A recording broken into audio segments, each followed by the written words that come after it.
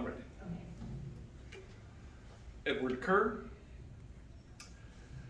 Good morning, everyone. Today I'd like to tell you about Teddy Roosevelt, a boisterous, bull-headed man with a strict code of honor who's famous in ways and for reasons different than any other U.S. president. After a lifetime of hearing tall tales of the adventures of Teddy Roosevelt, I thought this would be a great opportunity for me to dive in and do some research so I could be able to share with all of you why I find him so fascinating. That's just what I did.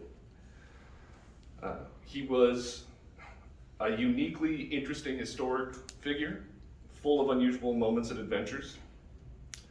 So I'd like to tell you about some of the things he did, how he was a voluntary soldier in a war that he advocated to start.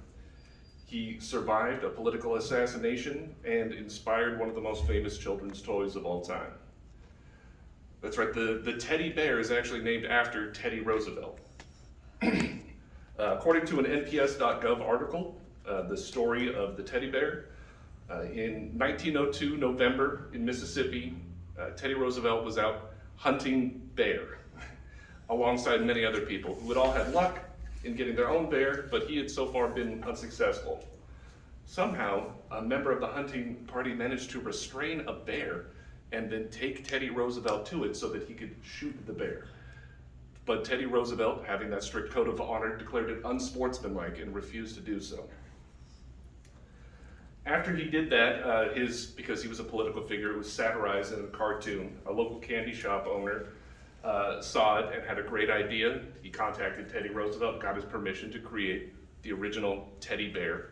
And now, 100 years later, it's something I'm sure all of us have had at some point in our life.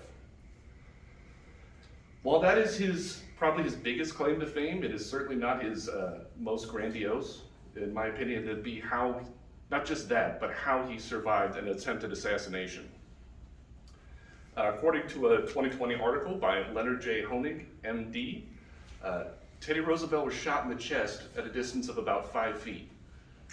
He refused medical care until after he gave his speech, saying that it takes more than that to kill a bull moose, which was the party he was associated with at the time. The bullet had been slowed by his eyeglass case and the 50-page speech that he had kept in his pocket. It stayed in his rib until he died. While his response may surprise some, I don't think it is, considering his previous experience with people and the hostile use of firearms. He actually quit his job to volunteer for that war, like I mentioned, that he had advocated beginning. According to an NPS.gov article titled "TR the Rough Rider, Hero of the Spanish-American War," after the USS Maine was destroyed in a Cuban harbor, it exploded in a Cuban harbor, he resigned his post as Assistant Secretary of the Navy. Alongside a friend, and again, he's unemployed at this time, he recruited from thousands and thousands of people a regiment called the 1st U.S. Cavalry to voluntarily go to Spain to fight the Spanish. On July 1st, 1898, he led his regiment up Kettle Hill towards San Juan Heights, bringing with him a pistol salvaged from that same naval ship that had started the war and used it to shoot and kill at least one Spanish soldier.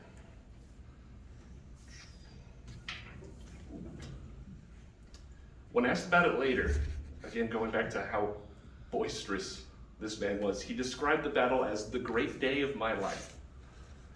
He was posthumously awarded the Medal of Honor 100 years later for his deeds in San Juan, Cuba. In my view, Teddy Roosevelt is one of the most interesting Americans ever, and certainly the most fascinating president. So this has been a little bit about Teddy Roosevelt, survivor of political assassination, war hero, and children's toy inspiration. All of this on top of being a president of the United States.